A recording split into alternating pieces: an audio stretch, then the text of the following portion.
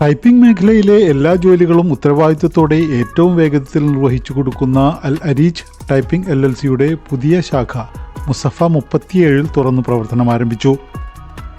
അൽ Areej group sponsor Abu Ahmed Abdul Muneem Al Bukhainan, Abu Dhabi Malayali Samajam president Saleem Chirakkal, world Malayali federation UAE national council president Siyad Kodungallur തുടങ്ങിയവർ ചേർന്ന് പുതിയ ശാഖയുടെ പ്രവർത്തനോദ്ഘാടനം നിർവഹിച്ചു.